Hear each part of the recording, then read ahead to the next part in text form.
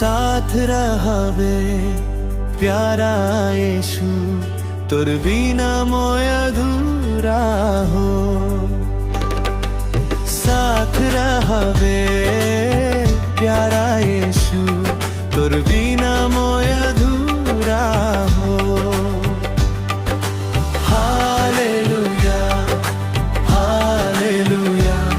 Hallelujah hallelujah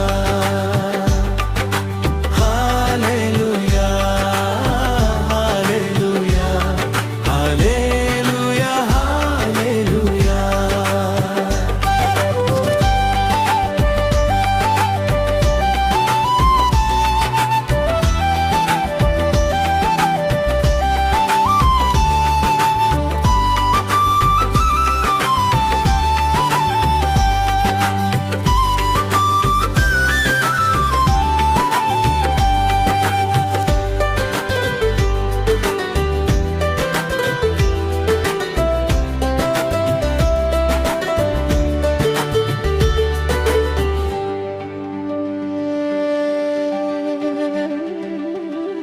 जीवन के दाहर में टोए मोर साथी बन के रहावे अंधियारा दुनिया में मोर ज्योति बन के रहावे जीवन के दाहर में टोए मोर साथी बन के रहावे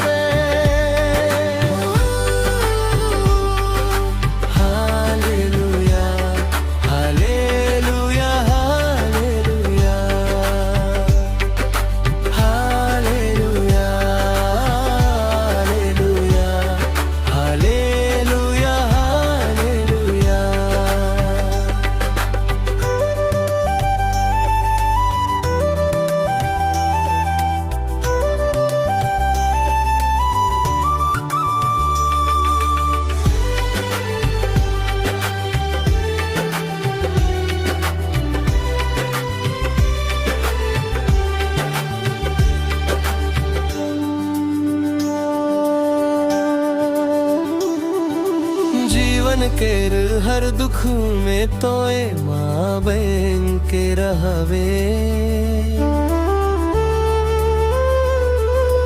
मुश्किल हर विपत में मोर पिता बहन के रहवे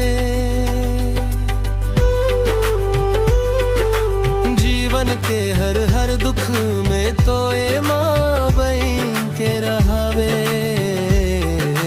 मुश्किल हर विपत में मोर पिता बहन के रहवे hallelujah hallelujah hallelujah hallelujah hallelujah hallelujah hallelujah hallelujah.